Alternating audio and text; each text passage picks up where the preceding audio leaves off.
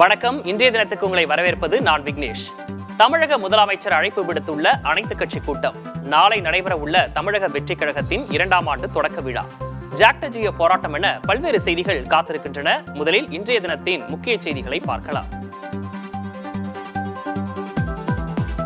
தொகுதி மறுசீரமைப்பால் தமிழ்நாட்டின் 8 மக்களவை தொகுதிகள் பறிபோகும் சூழல். வரும் 5ஆம் தேதி அனைத்து கட்சி கூட்டத்திற்கு முதலமைச்சர் மு.க. ஸ்டாலின் அழைப்பு.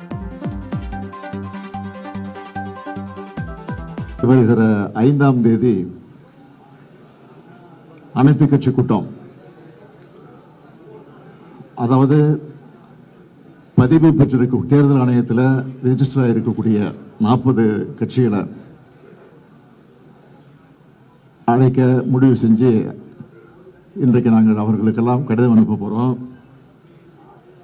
எதுக்குன்னு கேட்டீங்கன்னா, தொகுதி மறுசீரமைப்பு விஷயமா. தேசிய அளவில் ட்ரெண்டாகி வரும் ஃபேர் டெலிமிட்டேஷன் ஃபார் டிஎன் என்ற ஹேஷ்டாக். தொகுதி மறுவரையறையில் தமிழ்நாட்டுக்கு அரசியல் பிரதிநிதித்துவம் இழப்பு ஏற்படுவதாக முதல்வர் பேசிய நிலையில் ட்ரெண்ட்.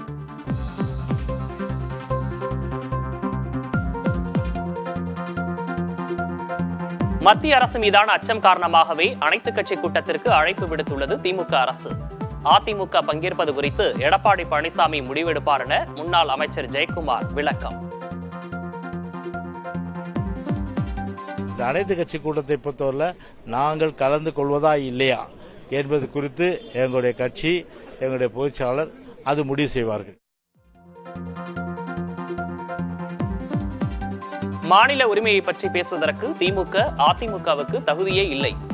தொகுதி மறுசீரமைப்பு தொடர்பான அனைத்து கட்சி கூட்டத்திற்கு தங்களை அழைக்க மாட்டார்கள் என்றும் புதிய தலைமுறைக்கு சீமான் பேட்டி.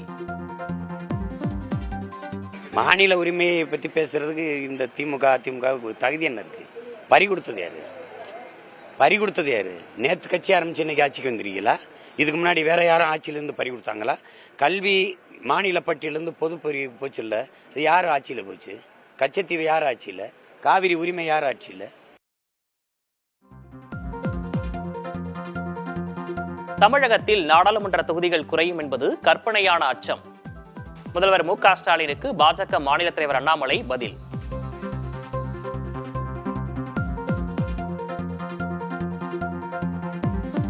இரண்டாயிரத்து 20ஆம் ஆண்டுக்கு பிறகு தமிழக அரசு துறைகளில் நியமிக்கப்பட்ட தற்காலிக பணியாளர்களை நீக்க வேண்டும்.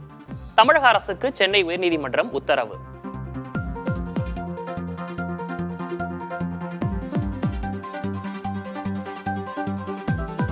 மும்மொழிக் கொள்கை மூலம் மீண்டும் ஒரு மொழி போராட்டத்திற்கு மத்திய அரசு வித்திடுவதாக முதல்வர் மு.க. ஸ்டாலின் குற்றச்சாட்டு. தமிழ்நாடு தயாராகவே உள்ளதாகவும் பேட்டி.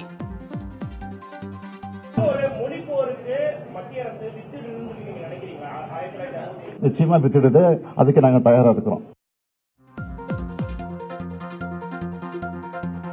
மத்திய அமைச்சர் அமித்ஷா வருகையை கண்டித்து கோவையில் காங்கிரஸ், தந்தை பெரியார் திராவிடர் கழகத்தினர் போராட்டம். தமிழ்நாட்டிற்கு நிதி தர மறுப்பதாக கண்டனம்.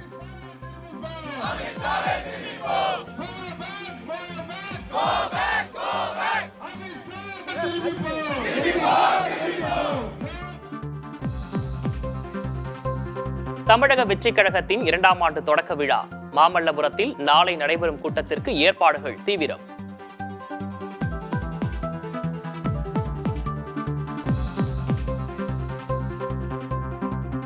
மாமல்லபுரம் பூஞ்சேரி கிராமத்தில் சர்வீஸ் சாலையை மறைத்து தவினர் வைத்திருந்த தடுப்புகள் அகற்றம்.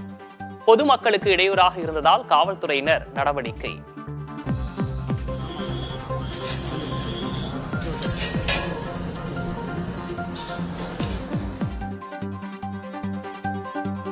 கோவை வடக்கு அதிமுக எம்எல்ஏ அம்மன் அர்ஜுனன் வீடு மற்றும் அலுவலகத்தில் லஞ்ச ஒழிப்புத்துறை சோதனை. வருமானத்திற்கு அதிகமாக சொத்து சேர்த்த புகாரில் நடவடிக்கை. அவங்க எந்த வித இன்ஃபர்மேஷன் எனக்கு கொடுக்கல. நான் வாக்கிங் போயிட்டு இருந்தேன், கூப்பிட்டாங்க, வந்தேன். வீட்டில் அவங்க உள்ள இருந்தாங்க. கொடுக்கல. இந்த சோதனை நீங்க எப்படி பாக்குறீங்க? நான் எப்பயோ எதிர்பார்த்து அது இன்னைக்கு வந்திருக்கேன். அம்மன் அர்ஜுனன் வீட்டில் சோதனை நடத்தப்படுவதற்கு அதிமுக பொதுச் செயலாளர் எடப்பாடி பழனிசாமி கண்டனம். நிர்வாக திறமையின்மையை திசை திருப்ப லஞ்ச ஒழிப்புத்துறையை திமுக அரசு ஆயுதமாக பயன்படுத்துவதாக குற்றச்சாட்டு.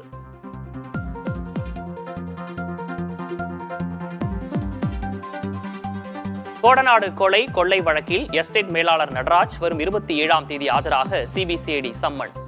குற்றம் சாட்டப்பட்ட நபர்களிடம் செல்போன் பறிமுதல் செய்ததை காவல்துறையினர் பதிவு செய்யாதது அம்பலம்.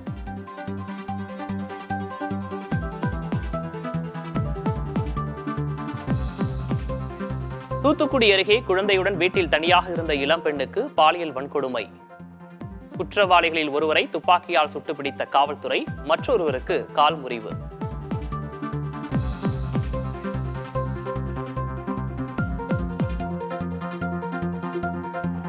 தமிழ்நாடு முழுவதும் ஜாக்டோ ஜியோ அமைப்பினர் போராட்டம். 10 அம்ச கோரிக்கைகளை வலியுறுத்தி முழக்கம்.